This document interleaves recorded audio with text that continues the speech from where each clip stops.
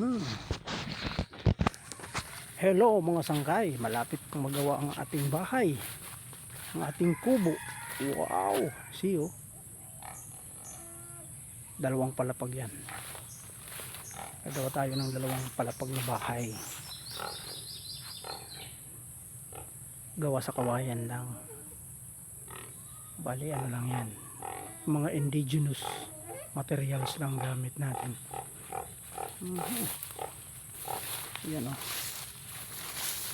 Okay. Madali lang naman gumawa ng bahay, madali lang naman gumawa ng kubo, basta't may mga materials lang. Ayan o. Okay. Mahirap ng akyat-akyat kasi mag-isa ka lang na gumagawa, pero kung dedicated ka dun sa ginagawa mo,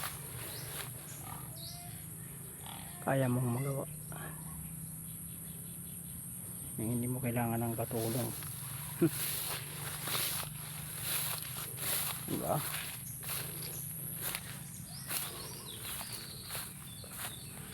Yan o, akyat baba, paakyat baba yung para sa materialis. Itinatayo lang muna para pagkabit madali na. Pero yung pinakataas kanina, tinulungan ako ng baby ko, ng anak ko, kasi ayaw niya ng gusto niya matuto rin, gusto niya rin mag karpintero. Yan o. Wow, pwede na yan. Kunting na lang, maayos na rin to. Oh, ito pa yung mga kawayan natin, hindi pa natin itong magamit. Yun o. Oh, yun, dito tayo sa bukid.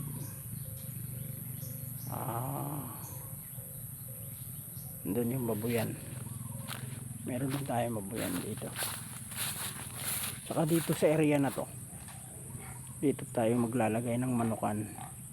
Meron ako doon balon, pero ililipat natin yan. Gagawa tayo ng hindi ganun marumi minsan, kasi lahat nandun tumatakbo yung tubig. Ilalagay natin dito sa mas mataas na area. Ayan. Ayan guys, oh, mga sangkay. Ito, mayroon din ako rito baboy. Yan ang aking baboy. Yan si Ma'am. Hi si Ma'am. Wow. Yan ang aking, ito yung pagpapayaman sa akin, mga sangkay. Dito ko umpisahan kung paano maghanap buhay ng baboy. You know? Oh. Okay na. Bye. Yan. Yan o yung balon.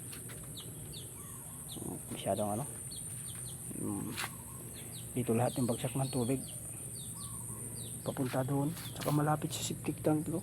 Yun o, sa likod doon na ipon yung mga itats ng baboy o. Kaya lilipat natin yan. Yan, malapit na yan, malapit ng mabulok siguro pag wala tayong pambili ng pawid. Pero meron na tayong pambili ng pawid.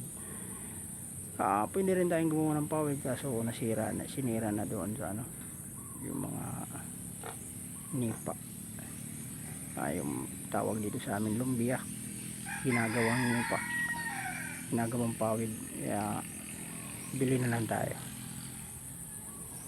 siguro mga 6 na po na piraso, pwede na yan, kaya na yan, o baka 50 nga lang pwede na. Okay ko lang, hindi bili ulit. Okay, yan lang mga sangkay, hanggang sa muli. Ulit tayo sa sunod na video. Maayos na natin yan, pag naayos natin to.